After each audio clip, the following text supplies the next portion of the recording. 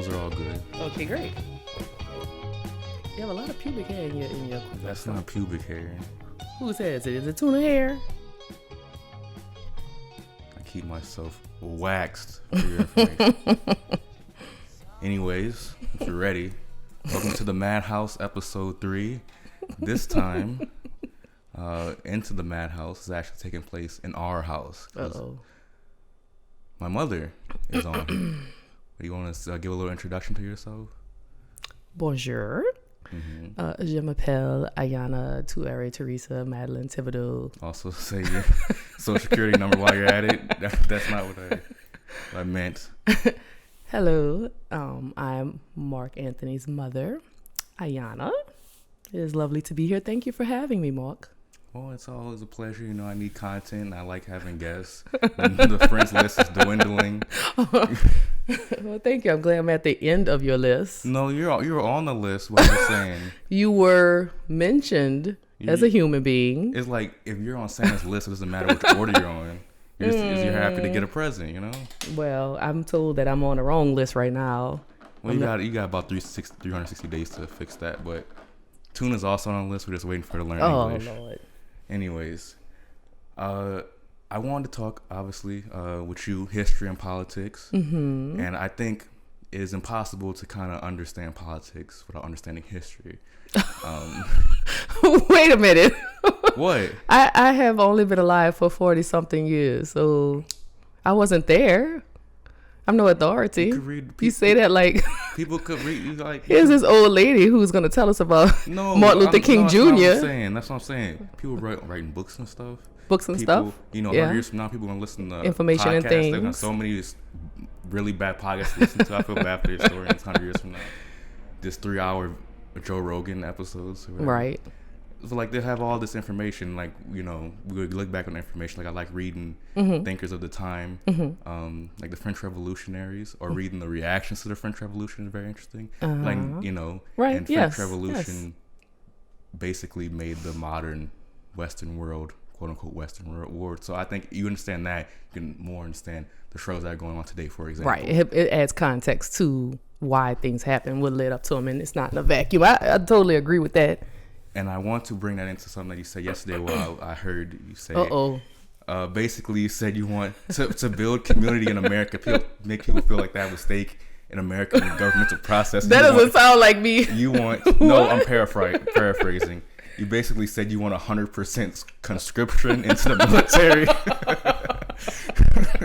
You want everyone to go to basic training. Well, what I was saying is I was explaining to your sister, like in, I believe, Israel, where you have to do a mandatory 2 years in the military. And I think in South Africa as well, which Elon Musk left the country so that he would not have to go into the military, which is shitty. But I think that it's a good thing. And it could be bad, you know. I mean, but the positive things are that you would have a sense of the group, of the tribe. Now, if you take that to the extreme, of course, overt nationalism is not good. But I think if you do it in a good way, if people could just do things like middle of the road, it would give you an opportunity, what most people go to college for, to be an adult where it's still a safe space, so to speak, right? You're not completely out there. You have somebody who's still telling you what to do. Israel is not going to war. I don't think. Do they even fight in any wars? I mean, they massacre Palestinians, but they have plenty of wars over the years. Yeah. Yeah, but I don't mean they're not. You know. Well, yeah, I guess, but you're not going to. I guess they might go to Afghanistan. I don't know. Well, let's just say in the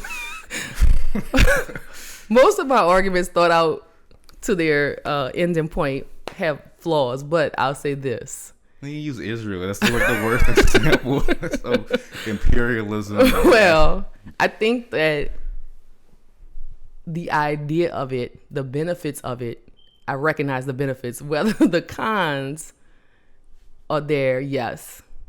It pushes whatever militaristic scheme might be going on for the country. But as far as like your sister's 17, she's a jelly bean head. Mm-hmm. It might be a good idea for her to like get a little touch of life and to kind of to have some context to things going on. And I forget why we talked about it.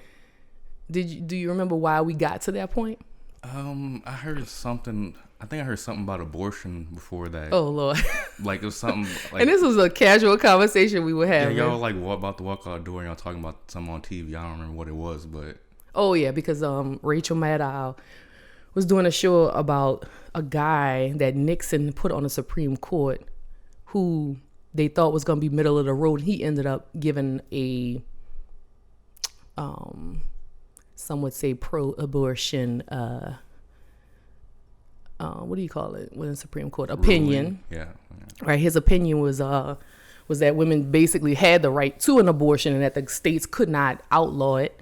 And then the show was showing how much backlash he got over his life. Mm-hmm. And I think he has just passed away. And so all of his papers that he kept, they've been able to review it, all the letters where people wrote to him, calling him like he's a Nazi. People love calling each other Nazis. But that what he did was tantamount to what the Nazis did as far as the slaughtering of the Jews. He was a baby slaughterer. What I find interesting, I found very interesting about, like in high school, that's when like mine kind of like start getting into politics, just being by it because the first time going, like I was on an all black school pretty much. I mean it was black and Vietnamese. They black, non-white. Yeah, they're actually pretty black actually. Oh, Vietnamese people are 100% black. But there's no whites there. More importantly, and so Ben Franklin's first time met white people wasn't a big deal to me. I saw him on TV. So, but for a lot of been to zoos. Yeah, I've been to zoos. I pet the gorilla once. Why? Anyways, yes. It wasn't a shock to me, but I could tell a lot of people there was like kind of a little friction there. Really? And, yeah, race was a topic for a lot of time. Really? And maybe that's my memory, but maybe my memory failing me. But I just remember as far as the non-white people having a problem with the white people. No, yeah. Like it was it's both. more like how passively you say these white girls how they act or how they're, and sorry to your Caucasian listeners, but you're very stereotypical in your behavior. And it was mostly just that at the beginning. The black boys and the black boys and the white boys didn't really have any problem. It was more like a girl thing. It's a woman thing. It was a girl thing that kind of like because they have very specific things that they like. Black girls, wiglets, 2020, and white girls, fake boobs and no hips. Well, we're not there yet. We're talking freshman year. Oh, we're jumping towards the racism. So soon? Okay. The racism part, like I mean, they had like a lot of, I guess, a couple of controversies towards the end. But race was always part of my mind. And in freshman year, that's when Mike Brown got shot too. That was like, we talked about that a lot amongst my friends. And I just felt like, to me, it was like, well, obviously I was never like any of the other black kids. And there's a bunch of different, like there's a whole different type of black guy that Ben Franklin produces. So I just I very quickly was like, oh, none of this is real. This is all like, this is just like gender, it's like acculturated things. Wait, what is the clash between the races? The clash is real, but as source, like race is not real. Like there's no real difference between me and like a guy from Sweden besides the things that he learned throughout his life. Right, it's culture. It's culture. Remind me to tell you something about that on that point later about male-female culture. All right. But then I remember freshman year, a girl was sitting one of my friends. I'll talk to her like, isn't being like disbelieving that race determines anything just inherently racist? And she was like, no. And it was kind of dismissive, as if I'm like, I thought this really dumb thing, but that's one of the few things I thought back then I still believe now, is that this buying into that idea is of race. Buying into race is kind of a regressive thing to do.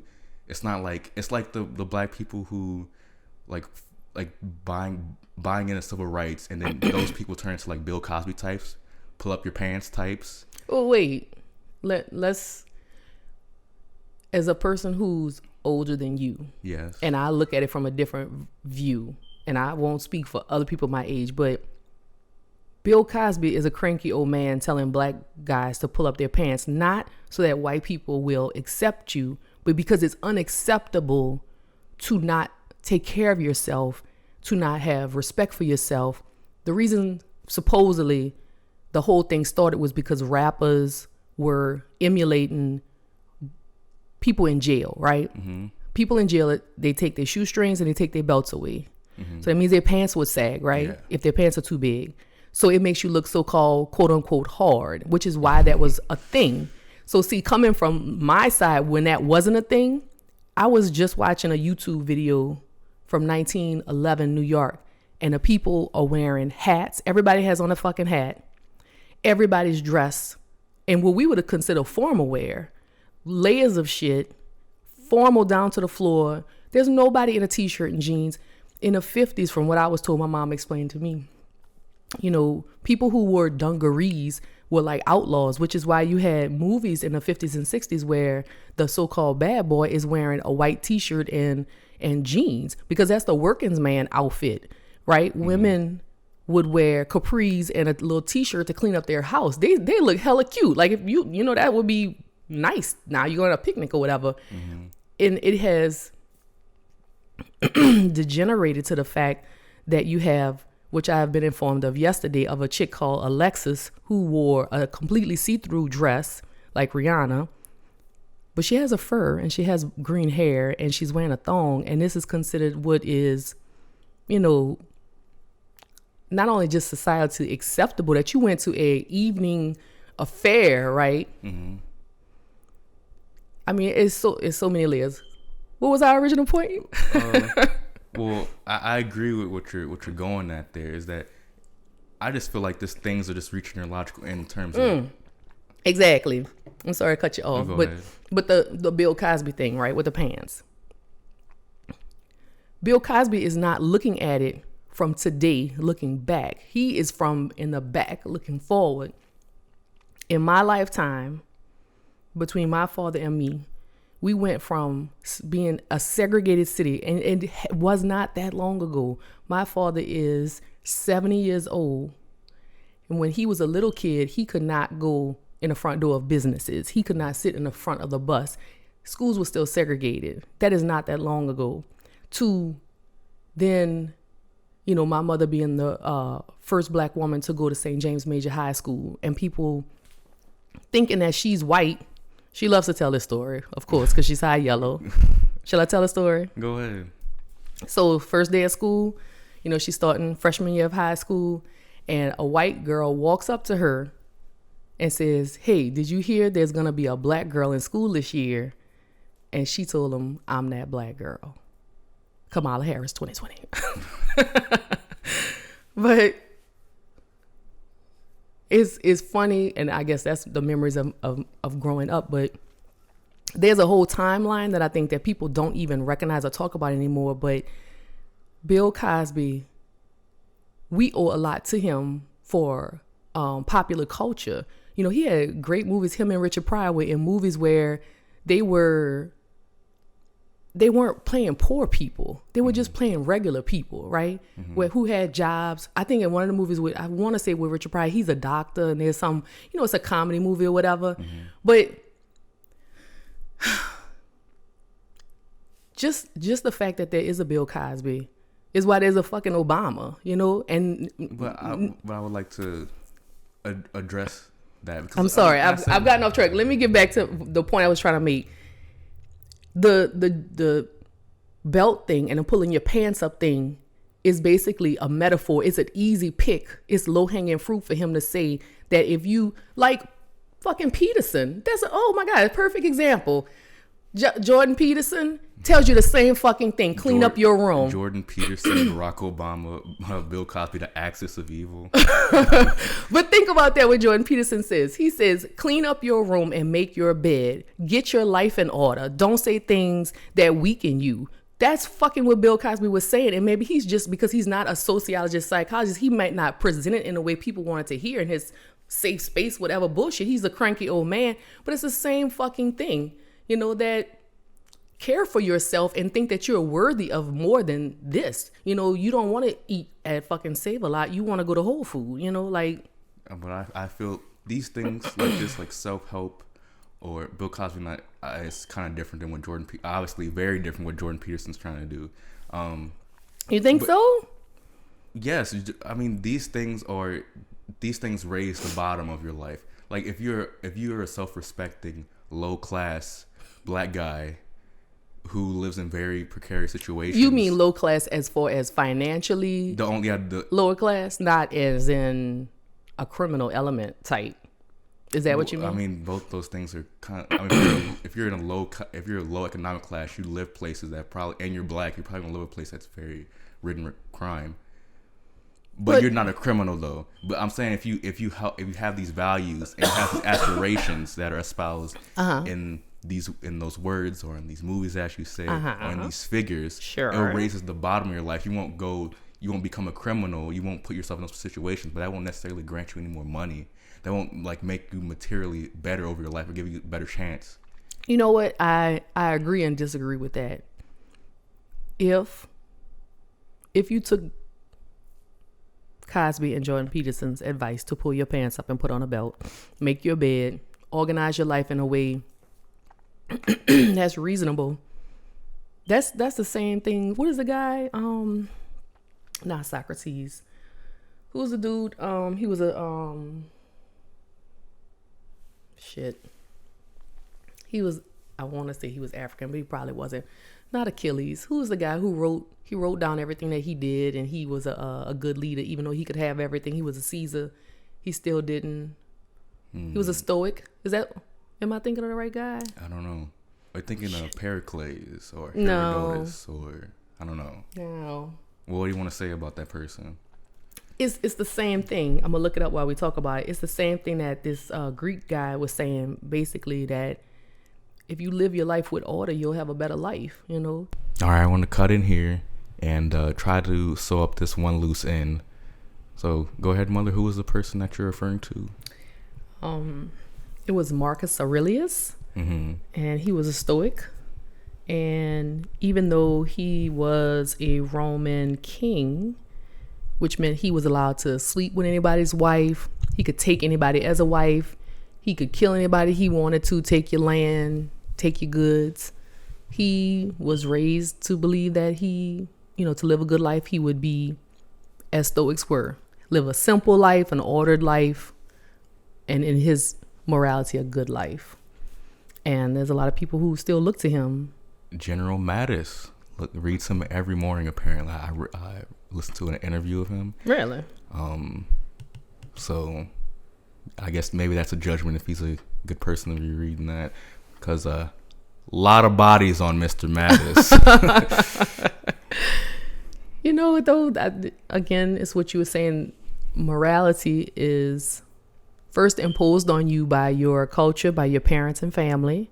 And then as you grow up, hopefully, if you're intelligent and you're paying attention, you will get rid of the things that don't make sense to you. You will improve on that. And so that when you teach your children and the people who you're in charge of, it will continue to get better and better. And you know what? Another thing that you were saying about, I think some of the views that you have are very, I think Sweden maybe is like that, or the Netherlands, where everybody pays 50% of their income in taxes, right? And it's recycled into education, public works, right? Child care. And also because your income is not the driving force for what you do, you end up picking things to do as work that you would actually like, right? There may be less bureaucracy jobs, right? No nothing jobs, just that extra person in the office to the overflow jobs, because money is not the number one criteria for the job that you pick, which would be great, because you could be a potter, or you could be a doctor, or you could be a garbage man. It doesn't matter, because the garbage man and the doctor going to take home the same amount of money, right? I mean, and that's a good thing for some people, and it's a bad thing, but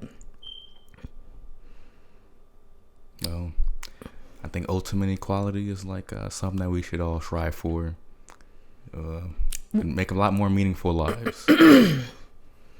There's a book, I want to say it's Slaughterhouse-Five, where, and I could be wrong it's a Kurt Vonnegut book though, where he talks about that, because in the society in that book, some people, like the ballerinas, Well, everybody can't be a ballerina, right? So they cripple the ballerina so that when they're dancing, every once in a while they get a shock, make them stop, right? So that everybody is even.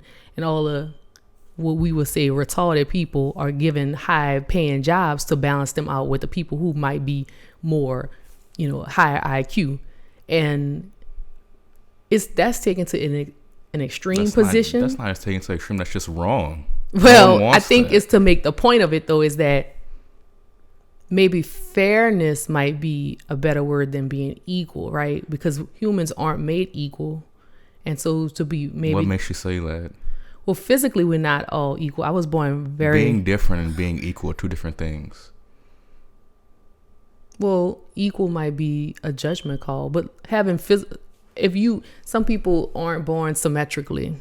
Some people aren't born tall. Some people aren't born short. Everyone has the same rights to things. Everyone has the same rights, privileges, and obligations. So you don't mean like actual ability equal. You mean under the law being seen as equal? Is that what you mean?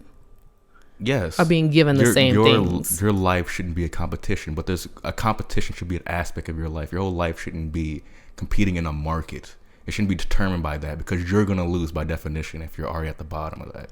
So you should take the profit motive out of everyone's life to actually live life. So you don't believe in capitalism?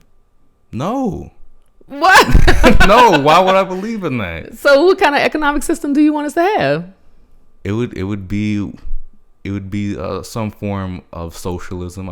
I'm not too sure what it would be called, but it would be one where you don't necessarily work on a vital thing 12 months of the year. Like, I think it's basically like the French economy, but more extreme. Like, they take very long vacations, have a big, larger welfare state, and it would be taking that to a logical end where completely your resources are determined just you existing, and you do good for the society, like these 4 months a year, these 6 months a year, however much or a percentage of whatever approximately be produced for everything to keep subsisting. But the other large chunk of your life, you're doing your own thing. Maybe you're artisan in your free time, like cobbling shoes, or maybe you just like watching TV. But I think most people, without having that job, people just think people would go to work and then watch TV at home and then eat a Hungry Man. Like that's what working for 8 hours or being at a job your ideal life. Like that's what that breeds, because you don't have the energy or really the ability to do anything else. Like, what community? Like, I don't know. No, I've been at this particular job for 9 years, and so now I get, between sick and vacation days, I get a month of paid days off, plus the holidays. So I probably get almost 6 weeks of paid days off, and the only thing is, it would be hard for me to take them all at one time. I mean, you wouldn't want to do that anyway. I probably could take 3 weeks at the most at one time. But how if you really wanted to, and when you went to work, all you did was work. Really? You go there. Wait, what? If you went there and all you did was just focus on your task. How much time would that really take? Would that really be 44 weeks of work consistently? No, but you got to think about too. I don't work at a factory where, almost no one does anymore in America. That's what I'm saying. I think the way you're thinking about it, if you say you worked at a factory and you needed to produce 100 boxes of diapers, right? And you got paid by the hour, it would behoove you to take the whole 40 whatever weeks to produce that, right? Because if you produce more, you don't get paid more. So I think that's one of the things, is that we get paid by the hour. So there's no incentive for the worker to work harder, work better, work more efficiently. Well, humans are bred with pride, and that would be the main thing. That's beaten out of you pretty soon, though. But think about this. You realize, pride in school, doesn't give you anything, though, because that's not the commodity. That's not what's valued. Pride is not what's valued. Exactly. What's valued is the amount of hours that you work. It's not even the production. Shouldn't that show you how inhuman that is? Then, if it beats out one of the main things that a human has, is dignity and pride, like your pride in your work. me being proud in my schoolwork didn't get me better grades. I mean, for some people, I mean, I guess it will. For most people, they know I can kind of cruise by, Right. and not have to be proud of anything, or I have bigger problems like my mom was beating me over the head with a whatever. You know, I've dealt with those people in elementary school. Yeah. But like people, like I mean, by the time you become in college or the time you're out of college, like you're already had those. I like to call it the. Like in Prussia, you know, the state before Germany. I'm familiar. I traveled there many times in the summer. I loved it. Name 2 Prussian cities that. Ludwig and Mariatown. All right, I particularly love Mariatown. One of those are fake. Okay. What? Both of them are fake. I just made it up. The first one kind of sound weird though. I do know about Germany. All right, for everyone out there, the right answer is Danzig and Königsberg. Danzig. So smart. You should have said, put your guess in the comments below. They could just Google it. I mean, but anyways, what was I saying? I kind of had my brain went somewhere else. I'll just give you a fact. Marie Antoinette was from Prussia, I believe. Oh yeah. Oh, that's what I was gonna say. And that's where the croissant also comes from. Prussia. Yeah, the croissant was from there, I believe. Yeah, that was one of the things they imported with her. Oh. Yeah, that's not a French invention. It's very odd, like you hear French racist nationalists talk about their heritage, but like the most who's like when you think France, like who's their most important figure of all time? Marie Antoinette. Wait, Napoleon? I mean, I would say Napoleon. If you don't think he's number 1, he's definitely have to be top 3. Wait, let me think. Who could be more important? Modern France. France is a modern state. Charles de Gaulle? I'm not looking for. I want what you think. I'm not looking for a right answer. Well, let me see.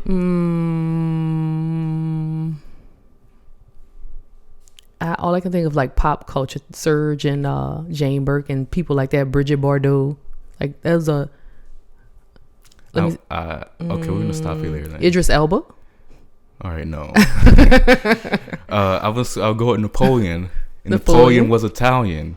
Really? He was from Corsica. He spoke Italian was his first language. I thought Corsica was a part of France. Now it is. But it was an Italian state. Actually, when he was like 6 or something, France was actually invading Corsica, I think. Really? And then he went to like a French military school and spoke weird French. Got made fun for it. But little did he know he'll be conscripting all those men in his army pretty soon. But anyway, you know why supposedly he divorced Josephine, who was the love of his life? She was a gambler, and she was gambling away all her little pocket money. Horse races, what they had back then? Yeah, cards. They like to play whisk. They play cards. Well, I brought up Prussia because in the military, they're a very militarized state, and for their punishment for deserting was one, they would just shoot you. Right. Another one, they would put you they would get a row of people on the left, a row of people on the right, and you would walk. It was like a Soul Train line kind of, and you would walk through the middle of it, and they would be beating you with like a whip or something. Oh my god! And the person behind you to make sure you keep walking has a bayonet at your back to make sure you keep walking. And I feel like that's kind of what a less extreme version, obviously, so weird, a kid goes through when they become ready to be an adult. They're going through all these things that kind of suppress their humanity. And then they have to go out into the world, and that's why I think being a child is like the best part of your life, but at the same time, it always feels kind of incomplete because part of your unless you have money for how it to be fully expressed. For the most people, I think they want to go back to it to kind of complete it, those fun times, because it's always like an abrupt end. But maybe I'm wrong, and it'll always feel abrupt to stop being a child, no matter how complete it felt. But I think we should end now, though. We had a little addendum.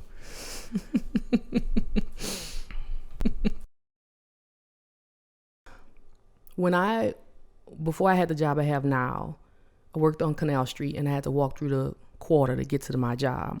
And I used to see girls dressed as maids, right? And they were my age, early 30s, late 20s, whatever. And I was like, the only difference between me and them is that I have the information that I can get financial aid and go to college for free. And I went to college, instead of going out, getting high, drinking daiquiris, it's small life changes that makes a difference in your life. You know, I fucked up my 20s real good, but because my parents had made good decisions and had given me a mental foundation, I was able to rally and adjust and come back. And it took a long time, you know, but those little decisions, I think this is a very rambling conversation. I'm sorry. That's fine. That's a podcast. Okay. But like, I'm not a natural bed maker. I don't like making my bed. I like my jumbo mess. I don't like getting up early. I hate that. And, you know, there's a lot of other stuff. You know, that makes me think about, this may be slightly off topic, but in Pickle Rick episode 22, the lady is telling him, you know, like washing your ass and brushing your teeth is boring, but you need those things to stay alive. You know, it's like, if your parents or your society or culture, if your culture doesn't require it and your parents don't teach it to you, then you don't do the fundamental things in order to be more successful. Like Jay-Z and Biggie, they were criminals, but they had to be good criminals in order to use the money to make an enterprise that would help them move them along in society. And then when they got the money, you can, you know, buy boats and hoes, or you can try to have a record company, you know. And it's like, well, I mean, there's plenty of people who tried that though and then failed. We don't hear about them. Yeah, but we get their CD at the Walmart parking lot and they never become anything. Right. Well, I mean, that's talent. So you don't have any, you know, like me, I'm a failed artist. I love art and I love creating things, but I'm terrible at it. You know, I'm messy and I don't follow through with things. So is this a therapy session? Thank you so much for having me. What I want to just drive at here is you want to follow things to a logical ending with the clothes. People wearing casual wear all the time. It's because what's demanding them, like there's no social norm to go out in a suit and a top hat. Like no one's demanding you to do that. And if you're right, there's no social pressure for that, because it never was the government telling you to do it. It was each other. You know what too? That's an end of classism, because no, it's not. No, oh Jesus, no, oh God. This is what the only thing that determines, the main thing that determines class is resources. Is what I'm getting at. Well, let's say this though. We can all dress like yoga people and all like eat extra. Well, but think about that though. Okay, wait. I may be disproving what I'm saying, but if the uniform of the rich has changed from top hats to Lululemon pants, right? $300 for fucking stretchy pants. But let's say instead of the end of the classism, the uniform of the classes has changed then. Would you agree with that? I mean, you're sure. Right. I mean, I just don't. And you know what two people do? But this probably has always been where poor people aspire to be rich, and so they get the fringes or the trappings of being rich instead of the real meat.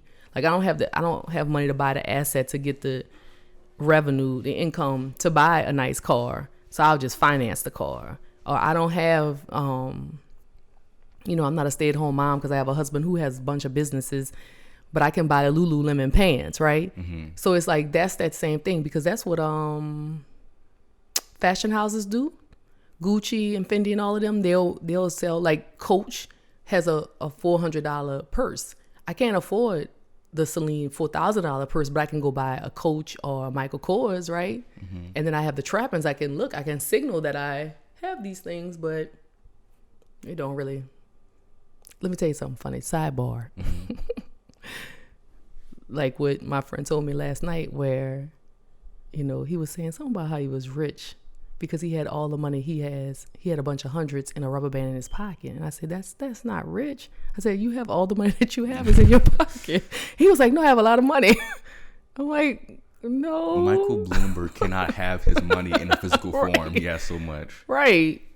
And if you really have money, the interest off your money, you could just live off the interest if you really, really had money. Yeah. Right. What? You can't put a rubber band around your wealth. See, that is what, for 2020, hashtag, you shouldn't be able to put a rubber band around your wealth. All right, Rubber let's band get it. rule. Yes. What I think I was getting at though is that all these things that are unnecessary to classes, they will all wither away, and the bones of what's really driving everything will stay. So like we're all resources, the resources, yes. So I mean, if we all have, like, some people attribute certain things, certain classes, like without attacking at the source of it. So like people with more money are able to have marriages that last longer if they want to keep them. People in lower economic classes tend to not be able to have stable marriages or get married at all. They end up, getting divorced and having kids still, but having been economically strained because they have kids and weren't that rich to begin, or have like no money to begin with. Right. And then people want to reverse it though, because they don't want to look things through a class lens or the honest lens of Marxism, the objectively true science of Marxist Leninism. But so they don't want to look at it like that. They just say, oh, they're not middle class because they're not doing these things right. They're not dressing better. They're not keeping these marriages. They're not going to, I don't know, go to wine tasting. All these idiotic hot yoga. Yes, doing things like that instead of. So you have that front, which is just denialism. You have the other way is doing individualism, like improving yourself is the only way you like society is going to be better, become more egalitarian. Basically, is the end point of what these self-help people say. If we all became Horatio Alder's dream, which is being this self-made man, then everything will be fine. We'll all be millionaires. What's going to happen with the people? Like in the meantime, profits being made by someone above you, right? So it's still the same thing. You just have more decimals on the thing. What I want to get at is that you have to view yourself as an individual, part of a larger group that has to make that change happen. Whose benefit is it for that change to happen? Well, if it's for the right thing and it's pointed, it'll be as a collective. Like if we all get our family together, go march for Donald Trump, obviously that's not in our interest. If we go march for Joe Biden, it's not in our interest. Elizabeth Warren, kind of in our interest, but not long term. She pushes Susie Orman, who is a shyster. So, which one was that? Susie Orman, the lady who is like a financial guru type person, but she didn't go to college for that. She has no specific training in that. She was on Oprah and blew up, and then she made a debit card, and and you know the guy from Rockefeller, who's that guy? Not Damon Dash. No, that's not what I'm talking about. You know that baby fat. I'm sorry, I'm old. It takes the time for it to come out. Oh, you talking Russell Simmons? Yeah, Russell Simmons had a card as well, but the government cracked down on Russell Simmons, but not on Susie Orman, supposedly because Elizabeth Warren kind of like protected her a little bit or repped her. And that whole thing with FICO scores. Now, I got this off of YouTube, so. That's fine. But it makes sense. But supposedly, but you know what I always thought about Susie Orman is like all of them know. They just tell you shit that you already know and repackage it. It makes you comfortable saying that you know what you need to do, but I'm here to tell you that you need to go do it, basically. Exactly, because like when the people that I watch on YouTube, there's some of them I enjoy listening to them talk, which is the only reason why I watch them. I already know the shit that they're saying. I might watch the same video over again. I just like listening to it, Well, I'll definitely be guilty of that, watching the same thing over and over, or listen to the same thing over and over again. Yeah.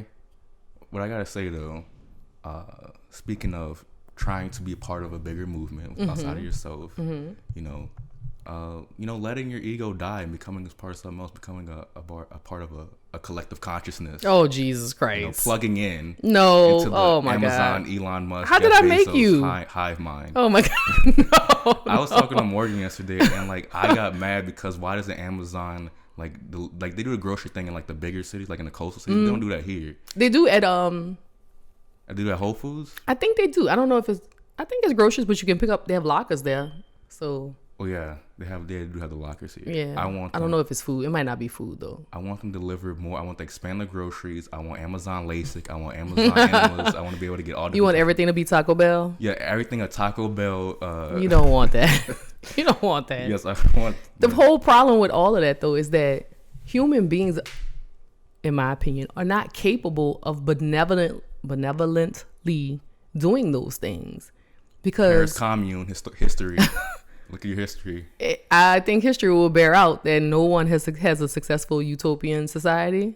Well, it depends what you determine what a utopia is. But that's the other thing, too, being though. in a community working towards something is better, I would say that's utopian. Oh, God. Even if you take away pharmaceuticals pushing drugs from you, right now we live in a zoo. It is unnatural the way that we live.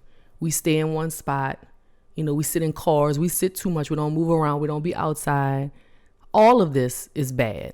If I had my way, it would all be destroyed. 70%. Sorry, I'm being pulled. 70% of the population. No. You know, because it's by natural causes. Just all spontaneous heart attacks of 30-year-olds. We read a book by Dan Brown, and spoiler alert, the whole book is about them trying to catch the guy who they think is going to bomb somewhere and kill a bunch of people, right? But what it turns out is that the guy, and it really, thinking about it, the book makes absolutely no sense, because why would a person who's going to do something bad leave you clues to get to where they are, right, to try to stop them? Why would they do that? And so, like, what's his name? Dan Brown. Dan Brown's book. Mm-hmm.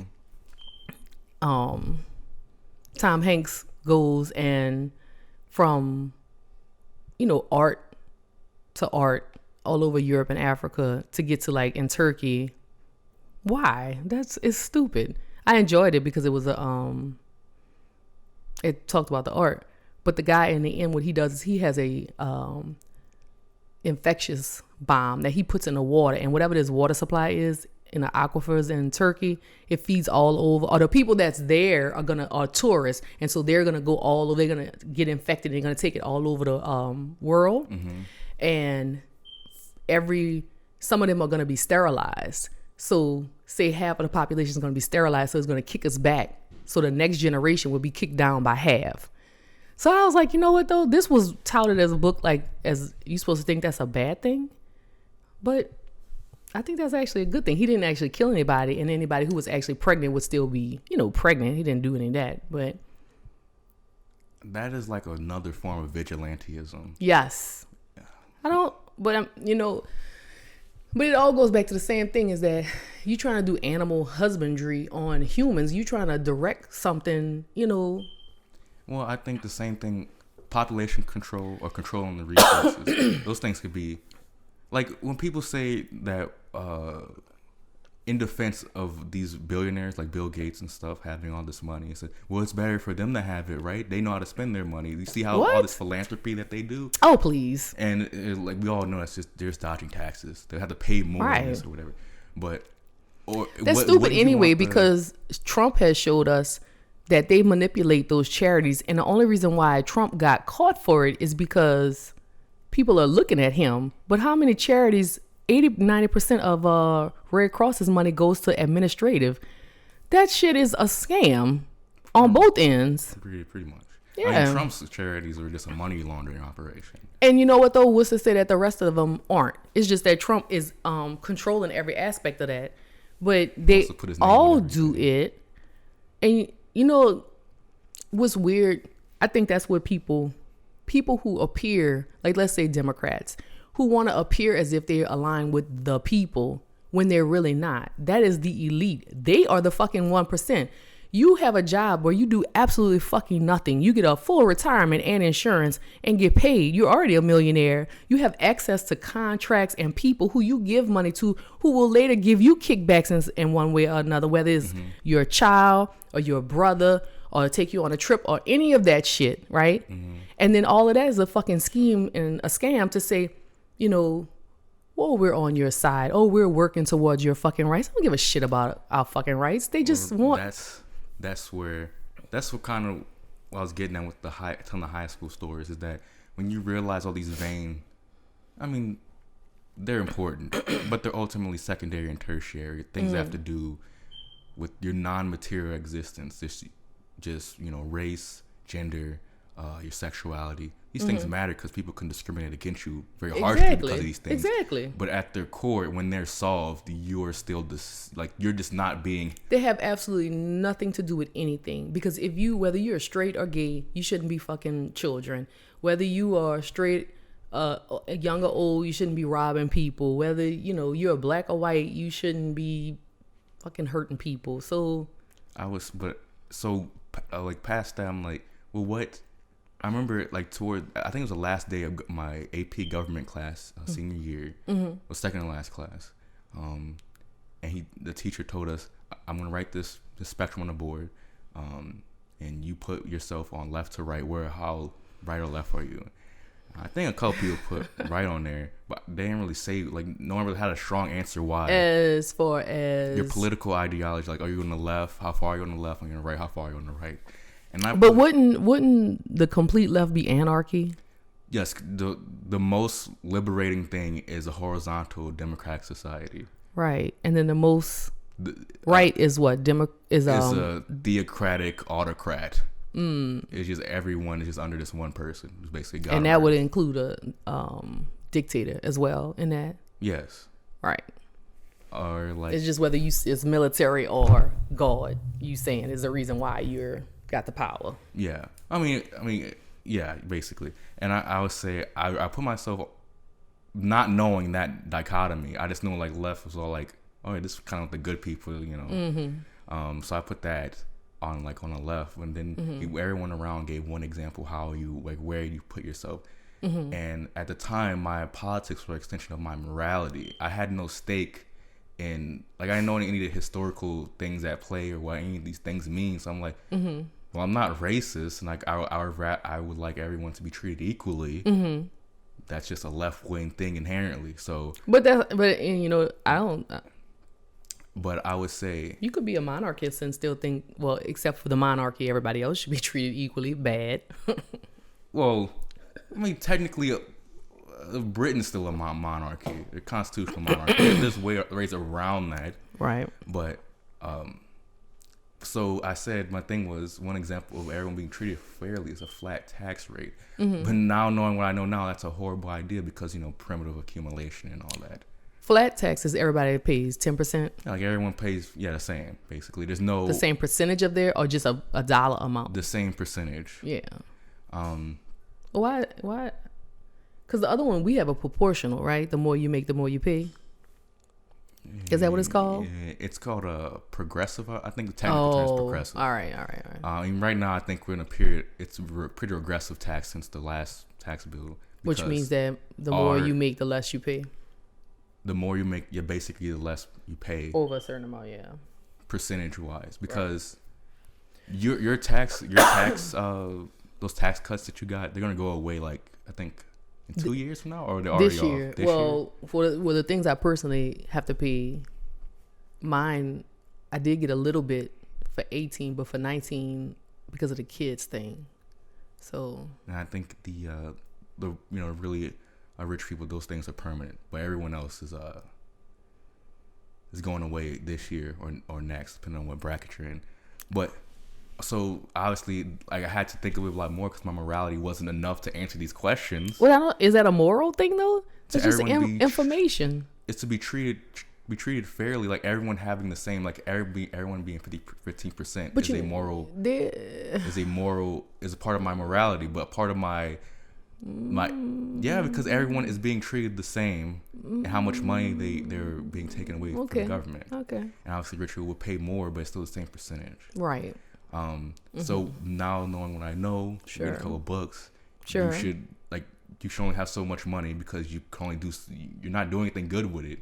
But who are you to say that they're not doing anything? You shouldn't have $100 billion like that, like the net worth of a small country that you're just doing anything with. That should be democratically determined with that. Why? But that person made that money.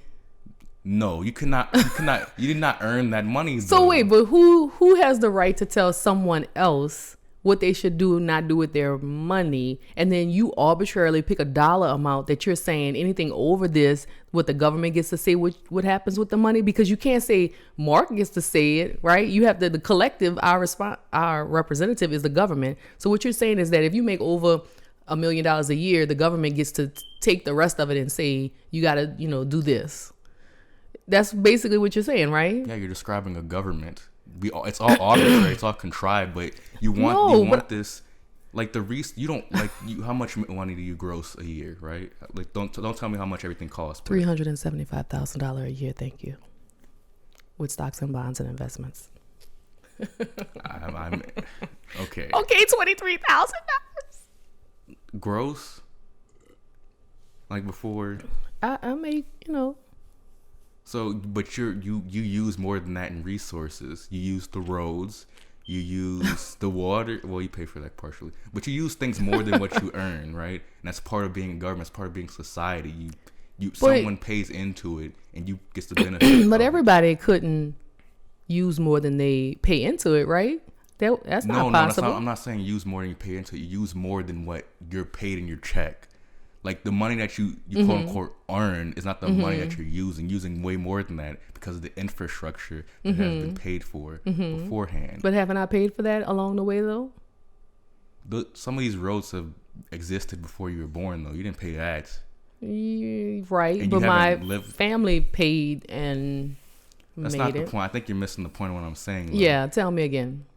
Is that I benefit from paying my taxes? Is that what you're saying? Is just because we're taxing them heavier, does it, like you're acting like that's a new thing? We're just upping the amount. We're making sure they actually pay taxes. Well, I think that's one thing though. They don't actually pay any tax. So I think they should pay tax. I think that is fair, right? Yes. If that's what you're saying, I agree with that. Because in effect, like Bell South and Electric, what is that? EG, General Electric, Amazon, they end up actually paying no tax because our tax laws are written. So yes, that I feel like you should, but I don't think that you should. The way that like AOC and all of them are saying that it's immoral for you to have a lot of money. How? And I'm gonna tell you one thing. That is a unsuccessful argument. The United States was built on a premise that you could come here, that people who were not elite royalty, that they were like serfs and downtrodden and prejudiced against. That's the word. Came to the new world, and that you can be a fucking millionaire off the just pulling up your bootstraps.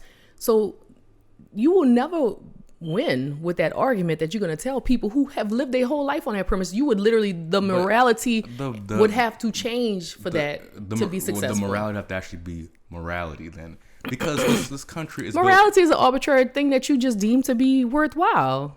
But there's some things that humans would just think are pretty effed up. That's pretty jacked up unless you tell them that that's okay. Like if you're a 5-year-old boy, you don't have to be told. Like if you saw another 5-year-old boy get stabbed in the throat, like that would be traumatizing. I watched something. That's a bad thing. I watched the documentary and they were showing 3-year-olds who already had a pecking order, who already had a internal sense of morality, even though that comes from day one. You pick that up. You probably already have that at a year old. You probably, once your brain solidifies enough for you to retain things, but even that though, there's mammals, bonobos or whomever. Bonobos have sex to discharge anger and feelings, and then the gorilla uses aggression to. Well, I don't like you generalizing the bonobo population. I think that's what they're known for. I don't want to generalize about. They have their own stuff. Well, I'm just saying we're humans though, and exactly. we have the ability to make ourselves better. Why? The basic, when she says it's immoral, people are only looking up. They're only looking up at the person who has the money and says, that, yeah, they earn the money though. Like you shouldn't take it. Wait, who was saying this? People who are against that argument of it saying that it is immoral. It is immoral to. Oh, you're talking about the morality of having a lot of money, way more money than you ever could spend. Yeah, having $1 billion, something that you like, neither of us, anyone listening, if they're still listening, could conceive of. Yeah, and then you would have to. The person that's against it would say, "Well, I guess they did kind of earn the money." And they didn't just kind of earn the money. They did though. People who make that amount of money though are adding value to something, right? How even if it's just perceived value, because think about this. If you come up with a tennis shoe, which you do not need a $300 pair of tennis shoes. You don't need a $1,000 pair of heels. But if people are stupid enough to trade their hard fucking work to give you that, then that's not your fucking fault. That's their dumbass fault. And the fact that they're susceptible to the drug of commercialization, again, though, that's... What you talking... I mean, at some point, you gotta just realize that humans... You can't act. They can't all be paragons. They can't all be what you would just say. The morality then is even before the money is earned. It's the fact of how society is set up, where if you wear a sparkling necklace, then you're gonna get more mates, right? So we've just kept making that more and more complicated. But you're front loading the back end. You're doing what I'm saying. You're putting the effects of it at the front. What I'm saying is that inherently what you're saying the country is based off of is based off that idea of the release valve that is North America is bringing all these excess population from Europe here. A lot of Protestants initially, that was kind of the reason why people want economic setup that's a little bit better than their old country. Right. But the people who made this country, like the ruling class that broke away, really wanted to cause that revolution. They wanted a better economic relationship with the homeland. Right? So they wanted to have a political and economic revolution without the social revolution. So you still have, so there was no promise of an egalitarian society or even a better deal with the yeoman farmer and the finance capitalist, the people doing Bacon's Rebellion. It was literally New Amsterdam, New Orleans. It wasn't supposed to be. It was an extenuation of. It was Europe point too. So like the yeoman farmer, the type of person who was in Bacon's Rebellion, the person who fought in the war but don't want to pay more. You're too small for me, Marc.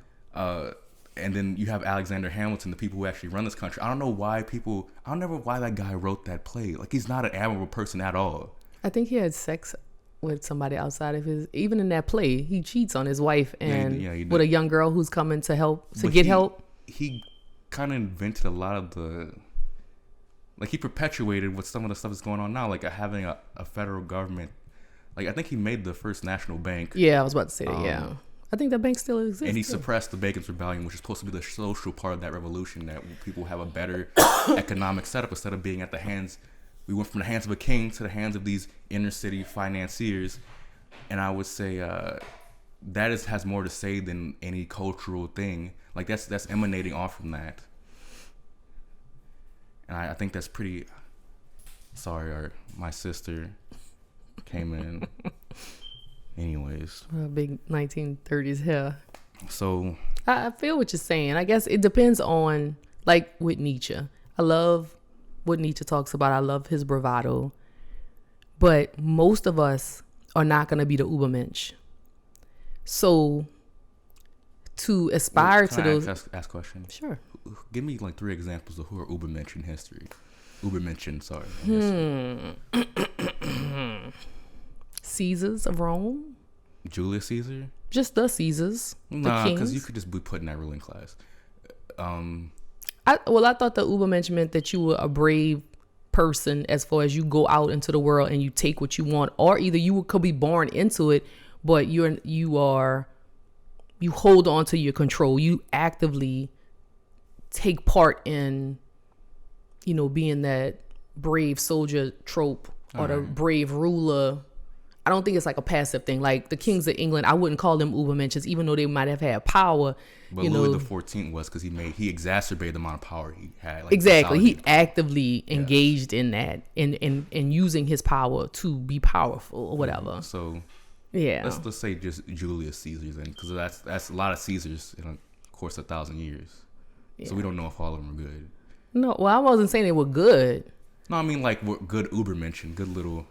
Yeah, I would have to say, like Trump. Unfortunately, he kind of failed upward though. Like, he didn't even think that he was going to be successful. But think about this though: he was born into privilege, God-given privilege, right? He isn't particularly smart. He isn't particularly good, but because of an accident of birth and money, he's in power.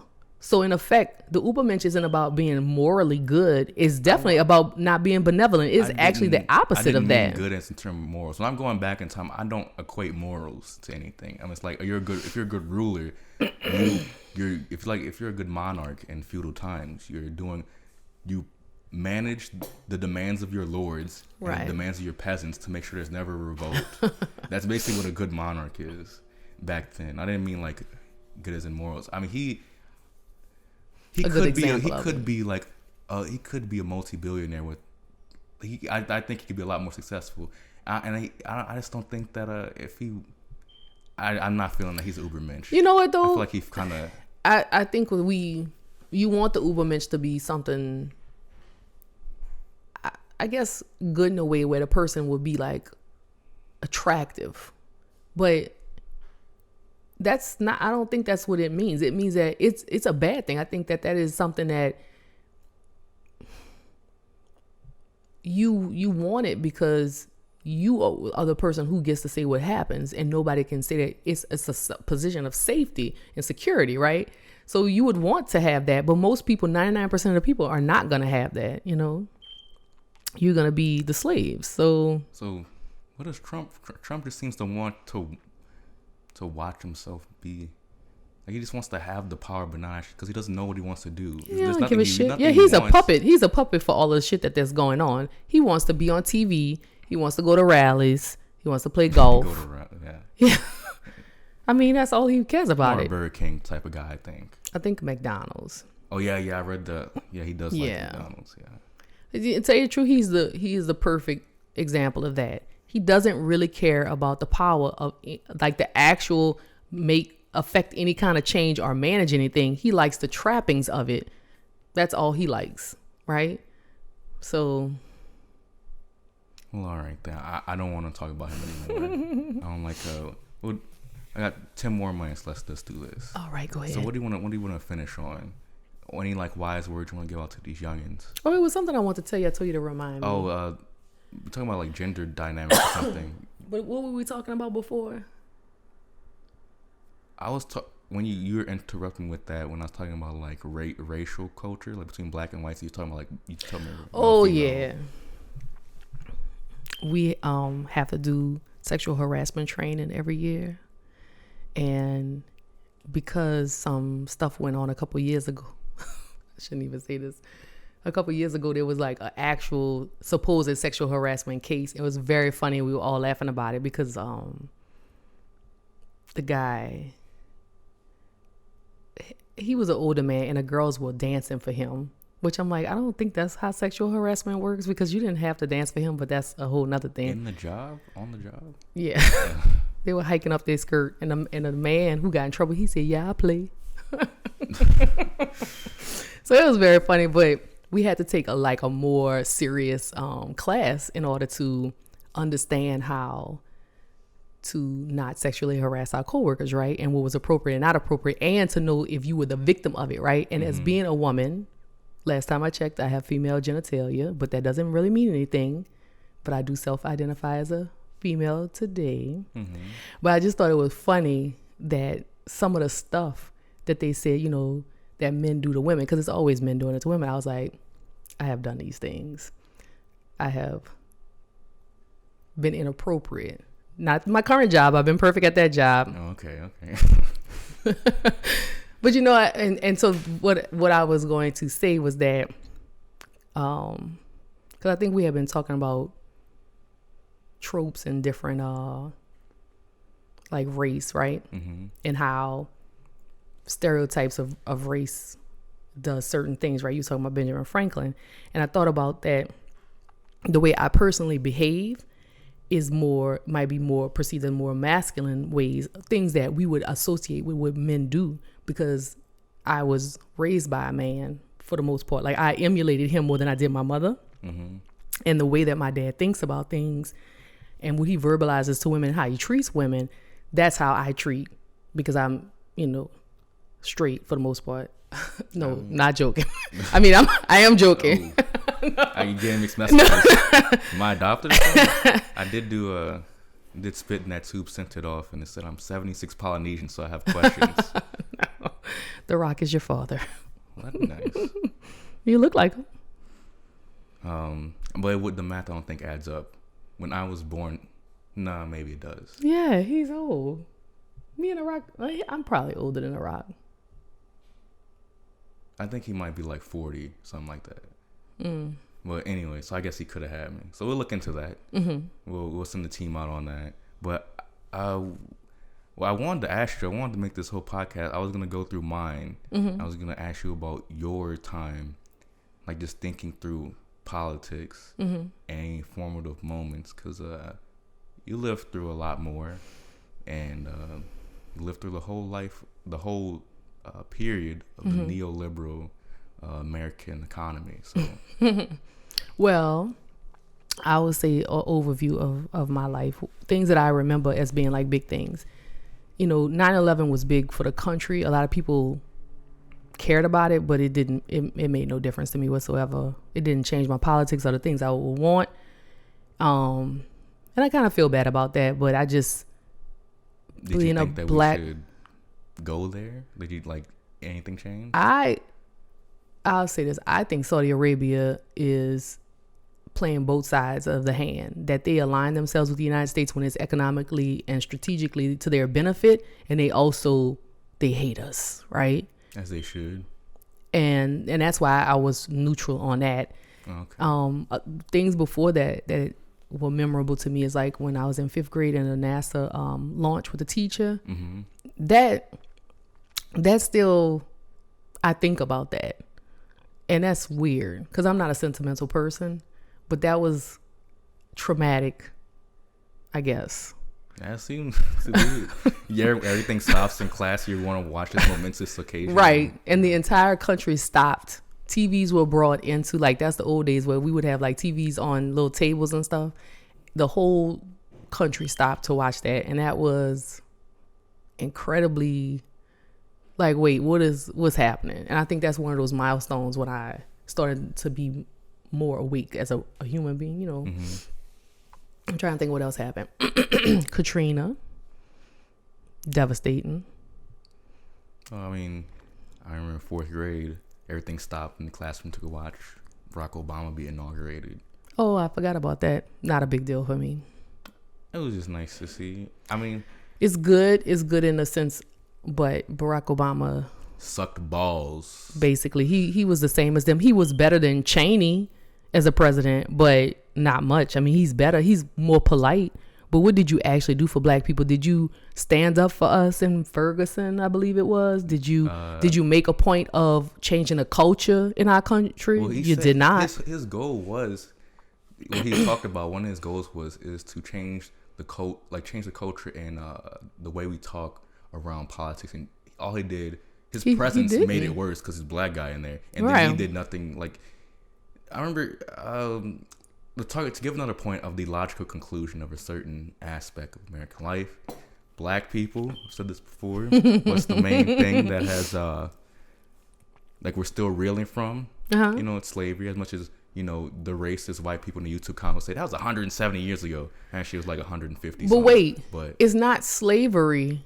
And then it is Jim Crow. Yeah, then it is systematic, institutionalized racism that we still deal with today. Yes. Yeah. It was, and then the 100 years after that, pretty terrible. Exactly, and the colorism that they instilled in us that black people still deal with right now. Yeah, 4C, 3C. I've got 24 hair. My wiglet's off.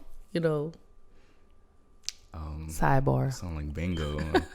Anyways, well, I would say so. I feel like we let ourselves off the hook just saying racism is the problem. Wait, context. Put some context. What you mean? So the context is like black people let themselves off the hook for doing things. Ideologically, in action, I'm not talking about anything in particular, but I think just seeing that racist institutions and racist politicians are our only problem. It's not. I have a perfect example of that in New Orleans. Katrina happened 15 years ago, maybe. No.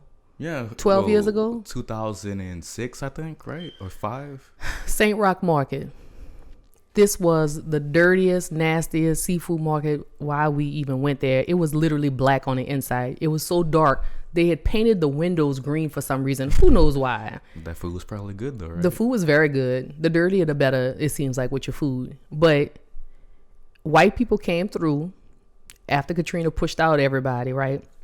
Painted the whole thing white. The building itself, the shell itself is the same. Spruced all that shit up, right? And that's the thing that bothers me, and like with Whole Food and things like that. White people, and it's black people, Spanish people, whatever people, we've been indoctrinated and cultured by wherever you live and wherever you grow up, that this is the way that things need to be, and that this is all that you have, and that you can't have it any other kind of way. And it may have its roots in white people, but we have enough freedom right now, instead of worrying about calling you a he or a she or that bullshit, which is of no consequence to anything, but actually paying attention to things where the government comes into your community and gives kickbacks, like our mayor Mitch, who him and his sister bought a huge swath of land in New Orleans, and then Mitch, as the mayor, approved contracts to give government money to rebuild that area. How you do that, right? But Nagin goes to jail, but he doesn't. Guess what? Because Mitch he announced, he disclosed this to them, but they gave him the money anyway. What? But black people, it's just like with the Democrats. Mm-hmm. Republicans do whatever the fuck they want to do. They don't ask for permission. Because they ask for forgiveness, right? They have to actually execute on what they run on, because the people funding them want to see that done, combined with the fact that they're a minority in the country and have to do everything they can, because the paradigm might shift if we don't have it at the time the districts are redrawn. But guess what? In the meantime, they're going balls deep. Our lawmakers, judges, all of those people, gerrymandering, getting people not to run. But Democrats, black people, non-white people need to stop waiting for forgiveness, waiting for permission, just like what you were saying before, using slavery, letting them tell you that slavery is the reason why, right? Keep victimizing you, because if you keep being a victim, you can never be the victor, You can't be the Ubermensch if you still with your slave morality. And it's I wasn't trying to make that point. Well, that's the point I was making, is that black people need to get off of their ass, put on their belts, start businesses, produce things, sell pharmaceutical products. This is what I'm talking about. You just want to you want to replicate, you just want to make, because it's a winning formula. Don't reinvent the wheel. So remember the last time we went to San Antonio, and that lady, they were talking or whatever. Who? At the table. Oh, yeah. Uh-huh. And one had like relationship issues or something, and the one who, I think one of them had like, they're doing like a girl boss thing. Yeah. Uh-huh. Okay, the only thing that can make this redeemable is it like worker co-op type businesses? It's like a Better Business Bureau for black women, so that you would have access to resources, and y'all could basically come together, discuss issues that you're having, find solutions, and work together to have an economic group. It's basically a black women's Better Business Bureau. And guess what? They're not the only ones doing it. White people have it. It's called the Wing, where it's a workspace, like the one in New York, and there's some other places around. White women, for the most part, they have black women too. They give you meeting space, and they have talks, and have people come there and have all kind of stuff. So a failed version of that was WeWork, I believe. Well, WeWork was only renting out space. It wasn't meant to be a collective. Yeah, it wasn't meant to be a. Okay. Yeah, that was a very strange thing to me, because I'm like, how can you lose money on that? That seemed like such a simple thing. So I think they rented out way too much space than what, like, the demand was not there for the amount of space they bought to rent out. And that's dumb. Because what you would do is you start with a small amount of space, and then when the demand grew, then you would get a bigger space. You don't do it the opposite way. Like, they got so much housing stuff. Like, if that type of thing could start another housing crash, the amount of property they owned. Did they actually own the property? I believe they did. They bought it out, carved it up, and rented it out. Yeah, that's stupid.